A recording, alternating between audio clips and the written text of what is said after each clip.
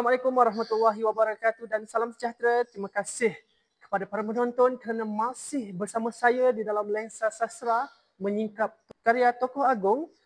Pada siri ketiga ini kita akan mengetahui lebih lagi berkenaan tema-tema yang diketengahkan di dalam karya-karya Lin Switi ini.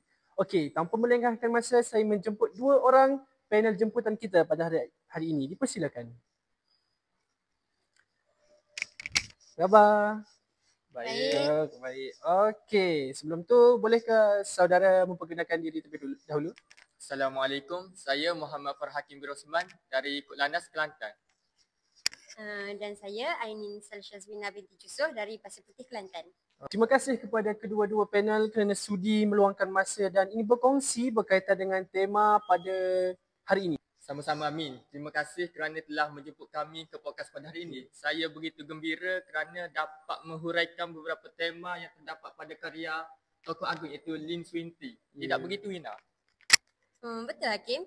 Terima kasih telah memberi kesempatan kepada kami untuk menghuraikan tentang tokoh sastrawan kita. Okey, baik. Okey, tanpa melengahkan masa, bolehkah Hakim menghuraikan tema yang ada pada karya Lin Switi ini?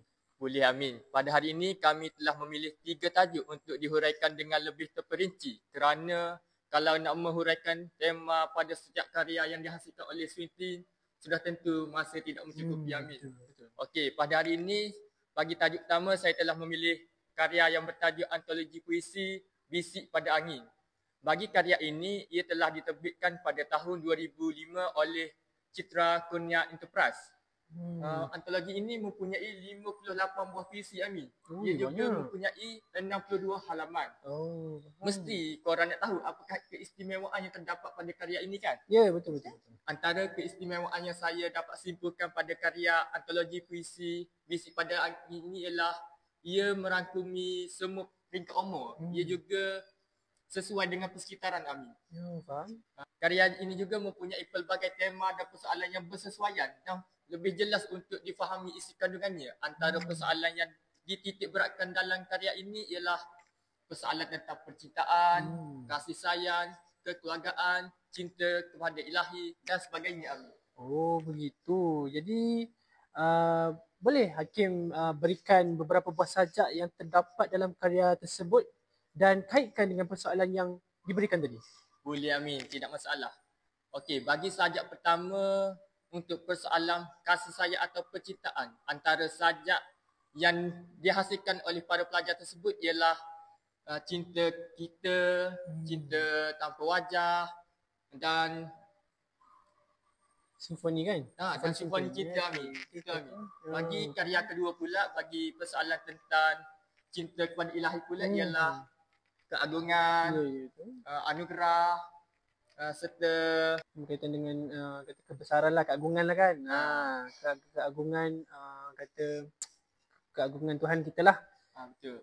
Okey, selain daripada dua tema tadi, apa satu tema lagi yang ingin Hakim kongsikan pada petang ini? Okey, satu tema lagi saya ingin kongsikan ialah tema kekeluargaan, iaitu antara sajak yang dibuat bagi tema kekeluargaan ialah Buah Hati serta Mutiara Hati. Okey, Mutiara Hati. Dan daripada situ kita boleh lihatlah tema-tema ni secara langsung dia sebenarnya orang kata berkait rapatlah dengan kehidupan kita sebenarnya. Okey. Kalau saya pun ingin nak bertanya jugalah. Saya juga pernah terbaca beberapa maklumat lah mengenai karya ini bahawa sajak yang dihasilkan daripada pelajar. Boleh ke Hakim terangkan dengan lebih lanjut berkenaan dengan tema-tema tersebut yang dihasilkan oleh pelajar? Boleh Amin. Betul. Puisi ini telah dihasilkan oleh para pelajar daripada Universiti Putera Malaysia iaitu UM yang telah mengambil BBK 3406. Hal ini telah melatih atau menjadi salah satu cara untuk membentuk kreativiti mereka kerana ia merupakan kebolehan serta dapat memahami dan mengetahui cara mengaplikasi teori untuk menghasilkan satu karya kreatif ini. Faham. Okey. Saya rasa itu saja uraian saya bagi karya pertama ini. Okey, itulah para penonton, kita dapat lihat di mana panel pertama kita iaitu Hakim telah menghuraikan tiga tema iaitu berkaitan dengan kasih sayang, kekeluargaan dan juga ilahi. Jadi untuk seterusnya saya terus kepada panel yang kedua. Saya ingin bertanya berkaitan dengan bolehkah kita teruskan dengan panel yang kedua iaitu berkaitan dengan karya yang kedua. Nampaknya macam tak sabar nak menghuraikan ni. Boleh. Okey. Sudah lama saya menunggu giliran saya untuk menguraikan tentang antologi yang saya pilih daripada karya-karya Lim Swee Tin. Karya pertama yang saya pilih ialah antologi puisi yang bertajuk Akrab. Okey. Karya beliau yang bertajuk Akrab ini memuatkan sebanyak 50 buah sajak di dalam antologi tersebut. Dan kebanyakannya secara menyeluruh lah dalam antologi puisi itu membicarakan tentang sepi dan rasa resah dalam diri seseorang. Okey, kumpulan puisi ini telah memenangi penghargaan dalam sayembara puisi ataupun lebih dikenali sebagai puisi putera kedua pada tahun 1983. Oh, macam ni. Ini merupakan satu kejutan lah kan bagi kepada kita dan juga kerana penyair ini seakan-akan terpengaruh dengan kecekapan seni beberapa orang penyair dan beliau masih berjaya mengubahnya menjadi pengucapan sendiri yang khusus. Okey, betul Amin. Boleh kita katakan bahawa Lim Swee Tin ni merupakan seorang sastrawan negara yang sangat teliti dan merupakan penyesuaian pintar dalam menyusun setiap kata dalam menghasilkan karya beliau. Okey. Kumpulan puisi ini juga membicarakan tentang persahabatan antara manusia dengan manusia lain dan usaha untuk menjalinkan hubungan yang mesra lah antara mereka.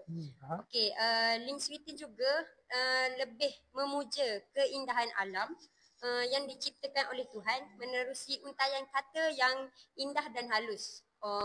Kumpulan puisi ini juga mempunyai nilai dan seni keindahan yang tinggi untuk bacaan umum. Okey, orang kata selain daripada persoalan alam ni, apakah persoalan lain yang terkandung dalam karya beliau? Boleh Wina terangkan? Okey.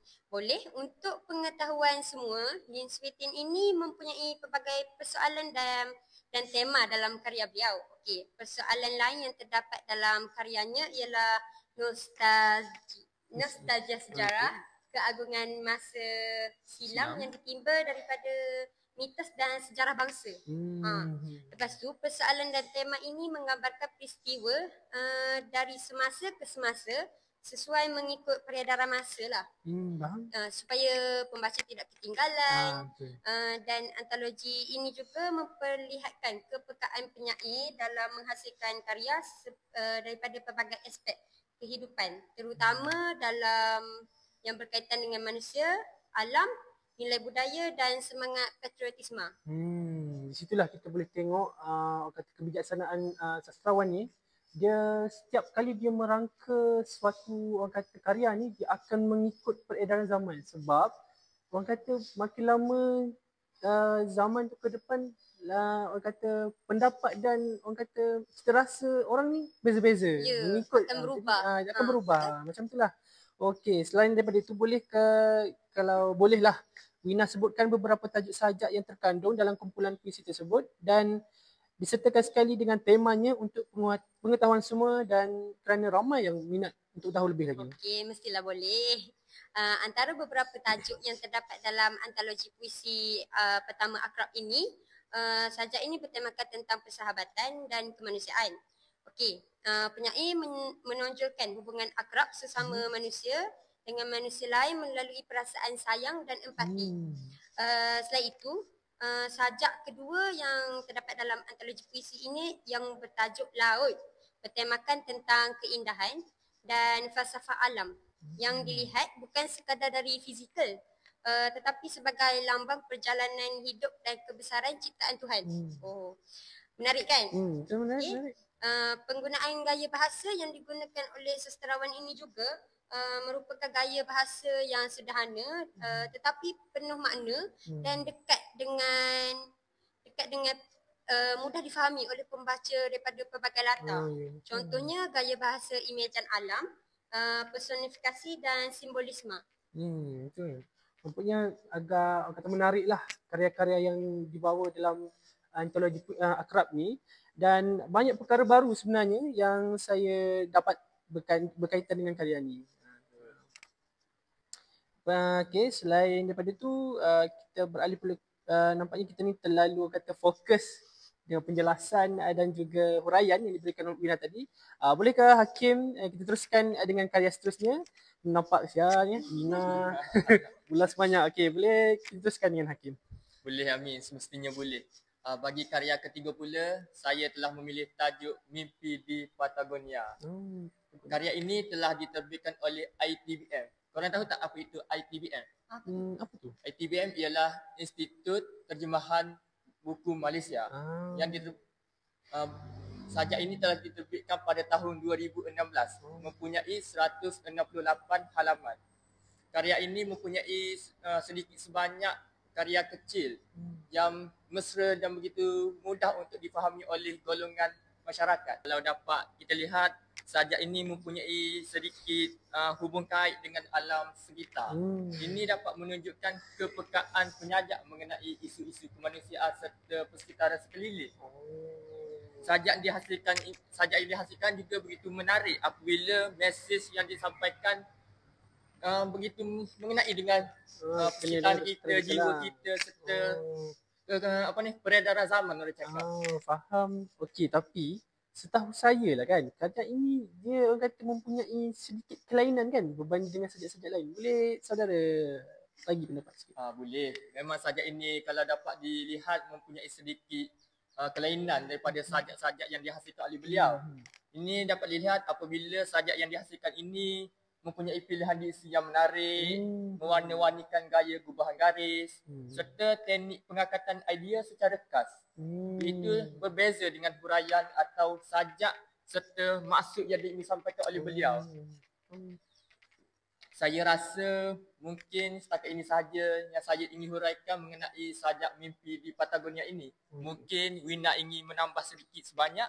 Okey. Ya, izinkan saya menambah sedikit maklumat mengenai sajak ini. Saya juga mengetahui bahawa sastrawan kita, Lim Swee Tin, menulis sajak ini dengan menipiskan gelembungan emosi, sebaliknya memilih untuk bersaja seperti dalam keadaan bersantai. Okay, walaupun begitu, karya ini tak kuat mempertahankan estetik seni apabila kita sebagai pembaca perlu mendalami atau menggeledah setiap maksud di sebalik mencari pesan yang ingin disampaikan. Saya rasa begitu saja uraian saya mengenai sajak ini. Faham. Jadi tengok betapa banyaknya panel-panel kita menghuraikan tema-tema yang ada di setiap karya-karya terpilih lah daripada Lim Swee Tin ni. Dan itu sahaja untuk siri kali ini. Terima kasih. Sampai kita jumpa siri seterusnya. Bye-bye. Bye.